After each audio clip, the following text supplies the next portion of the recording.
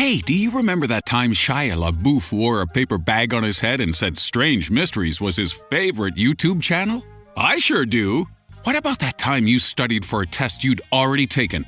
Or when your brain thought it hated a thing and it realized that contradicted another thing and now you love it? Does that make sense? Are you following me so far? Probably not, but don't worry, because soon all will be clear as we explore this list of 5 mind-bending psychological theories.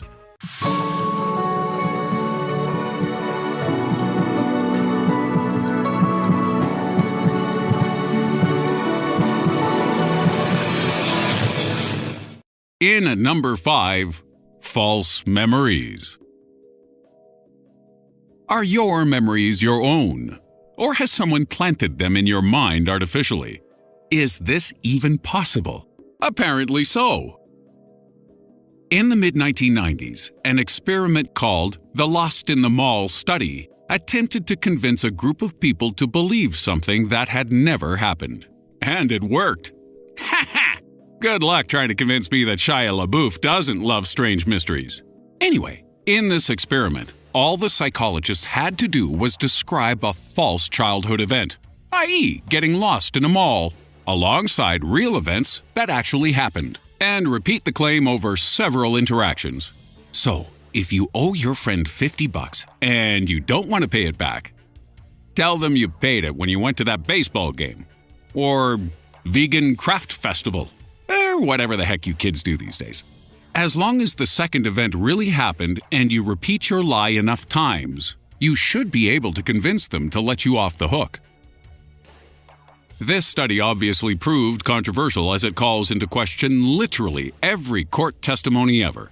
But how scary is it that the memories we're holding in our minds right now could be distorted or entirely fictitious? Unlike that time a bag-wearing Shia LaBeouf said he loved Strange Mysteries. Remember that? You do now. At number 4, future phenomena.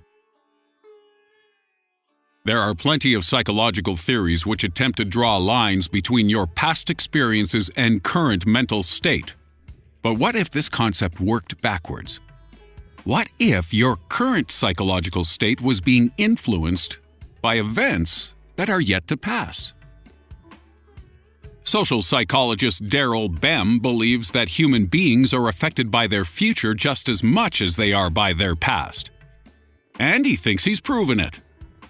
In 2010, Bem's experiments involved testing human responses to certain situations before subjecting them to psychological influence, such as subliminal messaging, visual images, and good old-fashioned book learning. And his results were astonishing. He found that those who were asked to guess which set of curtains concealed an erotic image were more accurate if they were shown the truth afterwards. People who were asked to choose one of 2 identical images favored one particular picture, one which did not have a disturbing image flashed over it after they made their choice. And even crazier was the experiment which showed that people scored higher on a simple memory test if they revised afterwards, not before. So does this show that humans have precognitive abilities? Can we see into the future? I'm not sure, but Daryl Bem is certainly no quack. He is a professor emeritus at Cornell University. And if you fail one of his midterms, then I guess you better pull an Adderall all-nighter next Tuesday. At 3, never trust a nice guy. Let's drop down from university to high school. And imagine you're sat between 2 guys, Pete and Dave. Pete is a real nice guy. He smiles a lot, treats the teachers with respect, and never has a bad word to say about anyone. Dave, on the other hand, is a complete asshole. He's cold, ignores you when you say hi, and he's always answering back in class. Then, bang! Scene change. The psycho from Saw bursts into class and hooks you up to an electric shock machine. He takes the switch and says you must hand it over to either Pete or Dave. Who are you gonna go for? Well, it ain't Pete, that's for sure. A study from the journal Psychology showed that because nice people are so agreeable and unquestioning, they are therefore more likely to commit atrocities when asked. Conversely, cold-ass mothers like Dave refuse to take part due to their hardline contrarian nature. And prepare to be triggered, folks, because next up, the obligatory Third Reich and Trump references are coming your way. On the whole, those on the hard left are supposedly less likely to go along with morally questionable acts than those on the hard right. So, I guess that explains why some of my overly liberal friends are such douchebags, and it also shows why so many Germans were A-OK with what went down between 1939 and 1945. But what it doesn't explain is why that liberal guy punched that alt-right jerk-off at Trump's inauguration. I mean, don't get me wrong, he deserved it for sure. If only for besmirching the good memory of Pepe. Man, I used to love that frog. 2. Opposites distract. How often do you check your phone or watch a dumb video when you're in the middle of doing something important? Not enough, apparently. At least that's what a study from the University of Copenhagen found out. Their research indicates that the occasional distraction helps you become less distracted overall. Mashed potatoes mash easier with milk added as well as butter and cheese. Wait, what? Oh, that was just a brief distraction to keep you focused. Back with us? Good! In this test, 2 groups of people were asked to complete a task. One group was shown a funny video, which they were told they must watch to completion. The others were shown a button they could click to watch the video, but they were told not to do so. And contrary to what you might expect, those who watched the video performed better at the task than those who weren't able to give in to the distraction. It is thought that this occurred because human willpower is finite, and that eventually you must succumb to temptation. Otherwise, it proves more distracting than the original disturbance. So when mom complains that you're spending all night liking Hulk Hogan nip-slip pictures on Instagram instead of doing your homework, just hand her a copy of this study and tell her to stop distracting you from being distracted. And at number 1, cognitive dissonance.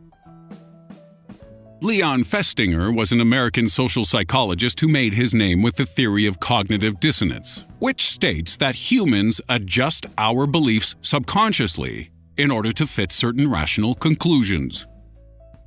Humans find it hard to hold 2 contradictory beliefs at once, so our brains choose one without us ever knowing. And gradually, this option takes over and becomes the dominant opinion. The theory was based on findings from reports on an Indian earthquake which took place in 1934. Shortly after the quake, rumors began to circulate that an even worse disaster was on its way. But many of the people who believed this had escaped the first quake entirely unharmed. They felt the shock, and their houses weren't damaged. But the idea of what they thought an earthquake should be like didn't fit with their experience of what it was like. So their brains stepped in and made stuff up, in an attempt to justify the initial fears they felt. Festinger stated that the idea of holding 2 contrary ideas on one's mind is psychologically uncomfortable, and that when we feel such an imbalance, we become motivated to reduce it. This means our ideas and desires may not be our own at all. And what's worse is that cognitive dissonance often makes us choose an option that may not be the best for us. Let's say you're offered $1 a day to watch Housewives of Orange County. That show is so darn tedious that surely no one could ever enjoy it. But oh, you will. Your brain wouldn't be able to handle the idea that you're doing something so vapid for such a small reward, and since it can't artificially inflate the value of that dollar, cognitive dissonance would make your mind compensate by raising the value of the experience instead. After a while, you'll be a fully fledged Housewives fan, enjoying something you do not really enjoy, and all because your brain can't hold 2 conflicting thoughts at once. So hurry up and choose. Did Shia LaBeouf really say he liked Strange Mysteries while wearing a brown paper bag on his head on Monday, October 10th, 2014? Or did we just make that up? You can't think both. We'll let your brains figure it out on their own. And that's our list. But don't go anywhere just yet, because you agreed last Thursday after breakfast that you'd watch our latest video on the 3 reasons why we are living in a simulation. So go on. This lovely distraction is waiting right for you.